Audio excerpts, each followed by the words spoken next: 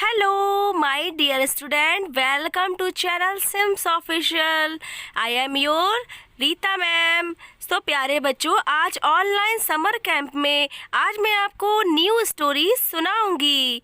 तो स्टोरी का नाम है सेठ करोड़ीमल और पंडित। बच्चों, एक सेठ था करोड़ीमल। वह अपनी दुकान से घर जा रहा था।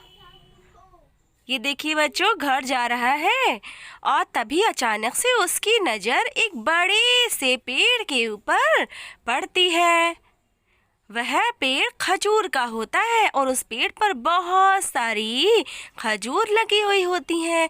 तभी वह सोचता है, हाँ, बहुत सारी मीठी मीठी खजूरें हैं, क्यों ना मैं इसे तोड़ लूं और ये मुझे फ्री में मिल जाएंगी और मेरा पेट भी भर जाएगा। इतना सोचते ही वह धीरे धीरे उसके ऊपर चढ़ता ही जा रहा था। पेड़ बहुत ज़्यादा ऊंचा था, इसीलिए वह चढ़ता ही जा रहा था, चढ़ता ही जा रहा था। ये देखिए, धीरे धीरे चढ़ रहा था। अब वह कुछ और नज़दीक चढ़ जाता है। अब देखिए, उसके पास आ जाता है, वहाँ तक वह पहुँच जाता है और खुश होता है। और अब वह उन खजूरों को तोड़ने के लिए हाथ बढ़ाता है और उसे देखिए तोड़ के खा रहा है ये, और बहुत ज़्यादा खुश होता है। मगर अचानक से उसकी नज़र नीचे पड़ती है। वे कहता है, हाय राम राम राम राम राम राम राम राम राम राम। अरे भगवान जी, मैं इतनी ऊपर आ गया, मेरी जान बच जाएगी ना तो मैं 1,001 ब्राह्मणों को भोजन कराऊंगा। इतना सोचते ही वह नीचे आने लगता है। ये देखिए, वह आधे रास्ते में आता है तो कहता है कि 1,001 को ज़्यादा ही हो गए, भगवान को खुश करने के लिए 501 ब्राह्मण को भोजन कराऊंगा। ऐसे ही वह नीचे और आता है तो कहता है कि नहीं नहीं, मैं 201 ब्राह्मण को भोजन कराऊंगा। अब वह देखिए नीचे आने लगता है, आता जाता है, आता जाता है। फिर अचानक से वह मन में सोचता है, 201 ब्राह्मण को ज़्यादा हो गए, मैं 101 ब्राह्मण को भोजन कराऊंगा।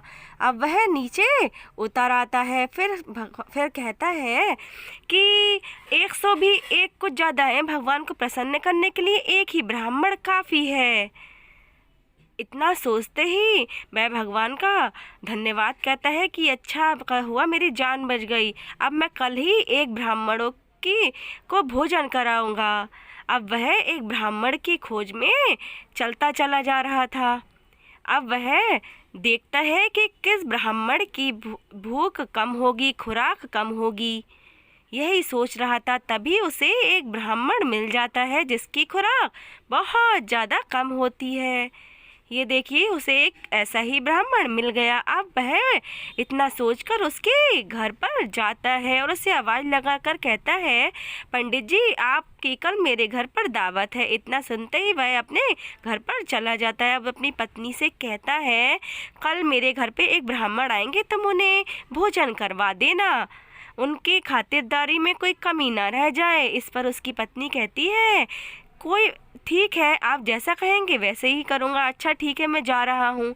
अब पत्नी कहती है, ठीक है, आप बेफिक्र होकर जाइए। अब ब्राह्मण अगले दिन उसके घर पर आते हैं। वह उनका आदर सत्कार करती है, बुलाती है।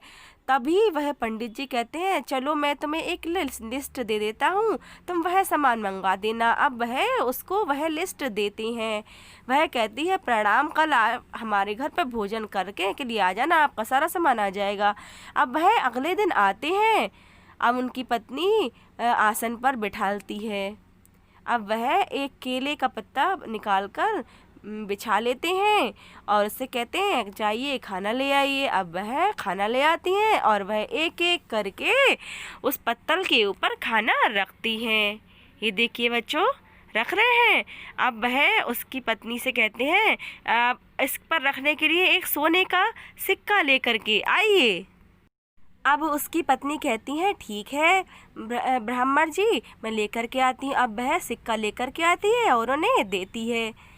इस पर वह आंखें बंद करके कुछ मंत्र पढ़ते हैं और आंखें खोलकर वह सारा सामान अपनी झोली में भर लेते हैं। वह पंडित जी बहुत ज़्यादा चालाक होते हैं। वह सोचते हैं कि क्यों ना ऐसे ठग लिया जाए।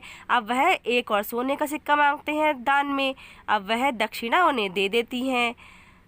अब वह पंडित जी वहाँ से चले जाते हैं अपने घर पर सारा सामान लेकर के। अब वह घर पर पहुंचकर अपनी पत्नी से कहते हैं, देखो सेठ करोड़ीमल आए तो उनसे यह कह देना कि मैं घर पर नहीं हूँ। अब करोड़ीमल अपने घर पर वापस आते हैं तो जो पंडित जी होते हैं सारा सामान जब लेकर के जाते हैं तो वह बहुत गुस्सा करते हैं करोड़ीमल जी। तो अब वह गुस्से में आकर के उसके घर पर जाते हैं, उसकी पत्नी से मिलते हैं। अब पत्नी उसकी रो रही होती हैं और कहती हैं कि वह किसके घर पर खाना खा के आए, वो तो बेहोश ही हो गए। अब वह करोड़ीमल उन्हें दिखाई देते हैं तो वो कहती है, मैं तुम्हारा गला घोट डालूंगी। नहीं नहीं, मेरा गला मत घोटिए, मैं कुछ और सोने के सिक्के आपको देता हूँ। इतना सोचते ही वह घर पर अपने जाते हैं और एक पोटली में सोने के सिक्के उसकी पत्नी को ला कर के दे देते हैं और मंदिर में जाकर भगवान से प्रार्थना करते हैं, हे ईश्वर, मैं अब ऐसा नहीं करूँगा। मैं जो हूँ ना 1001 ब्राह्मण को भोजन कराऊँगा। अब वह 1001 ब्राह्मण को भोजन करा देते हैं। आप भोजन कराने के बाद में भगवान का शुक्रिया करते हैं। अब अपनी पत्नी के साथ हंसी खुशी रहते हैं। तो प्यारे बच्चों, इस कहानी से हमें शिक्षा मिलती है कि हमें ज़्यादा कंजूस नहीं होना चाहिए और ना ही ज़्यादा लालची। तो आज की स्टोरी आपको कैसी लगी बताइएगा मुझे। Bye bye.